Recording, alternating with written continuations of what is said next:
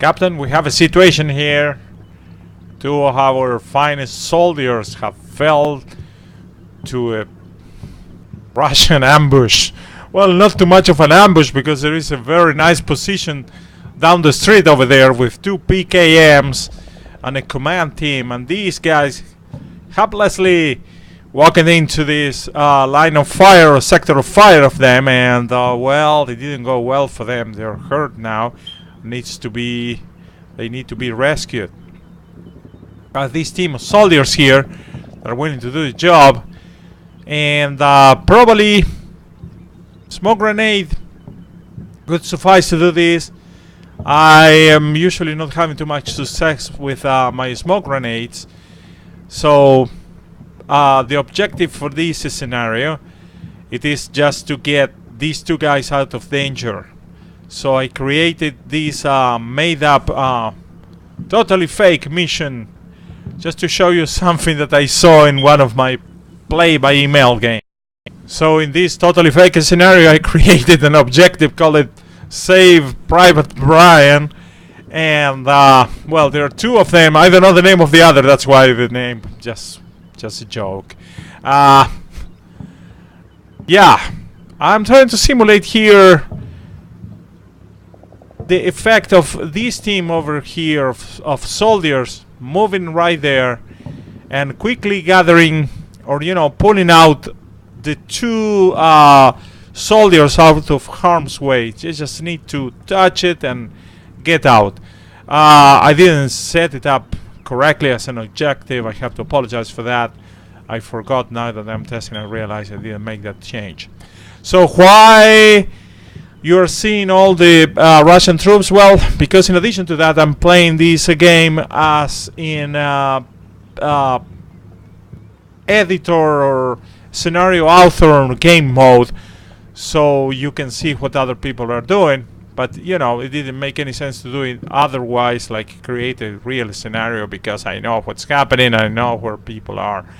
So let's see what we can do to rescue this. And just to show you that, I'm gonna tell you that right up, let me zoom out a little bit, we have this brightly vehicle there and some additional teams, and the objective is not to go all tactical on it. I just want to make out a point, and nothing more than that. So let's suppose that we have this brightly vehicle, and the crew of this brightly vehicle, they're scared shit of moving through this town, because they say like, oh, there should be some RPGs over there and whatnot. And we don't know that. It's just a complete made up story. So look what I'm gonna do. We don't have a smoke. The Bradley probably has a smoke and probably can deploy some smoke right here in this corner pretty much fine. But let's suppose that you don't want to use a smoke. Let's suppose that Bradley is far away, or it didn't replenish its canisters, whatever. It doesn't really matter. So what I wanted to show you is this.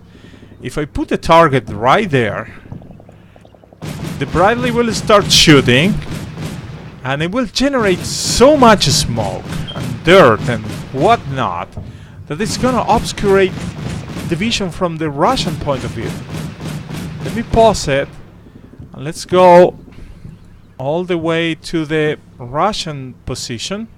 Zooming in right now, and you will see that there is a lot of obscuration there, and if you go to their field of view, you will see that, wow, that's an enormous amount of dirt and smoke and whatever that is happening down there.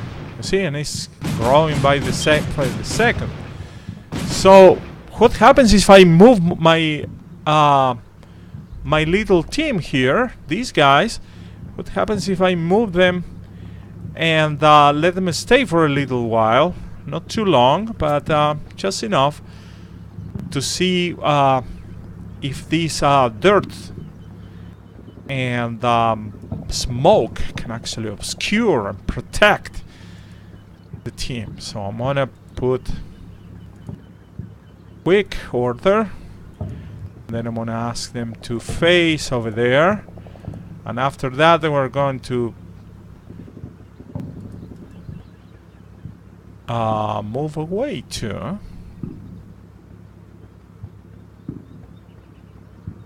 Using a quick order. Oh, I don't know how to do this, so we have to do it on the fly. So, let's take a look.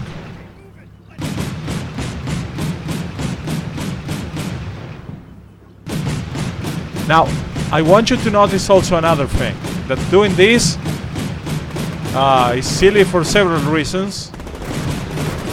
As you can see, the Americans can see through and they're actually receiving fire. Somebody got hurt over there. So the cover is not perfect. And also, notice this. Let me pause it again. This American team, the rescuers, well, they have the leader that was hurt because of the Russian fire, so the obscuration is not complete. But also notice this, that they are pinned down. And they're not pinned because of the Russian machine guns, but they're pinned because of the Bradley highly explosive rounds. So that's something to take into consideration. So let's move them away and let's restart the time. You see they're completely rattled now, so they're moving away, which is a good thing, but not according to my order.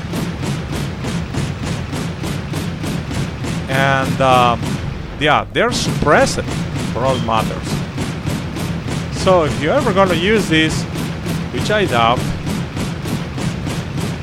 you can imagine that you have to consider too the level of suppression that the troops receiving this God-sent obscuration are gonna receive. They're gonna be suppressed too. So not nice. And also, it's not the cheapest of the methods to provide some obscuration. Right now, these guys have spent like 300 highly explosive shells, so they're running around 400, 390 right now. So it's not exactly cheap. So, well, that's pretty much what I wanted to show you. And let me tell you where I saw this. I saw this while playing a play-by-email game a while back. And during that play-by-email game, I noticed that my opponent was kind of laying fire using a Bradley. And he was laying fire like crazy into one particular open spot that couldn't hide any type of troops or anything like that. So I later asked him, hey, you know, what's up with that? Why are you shooting so much?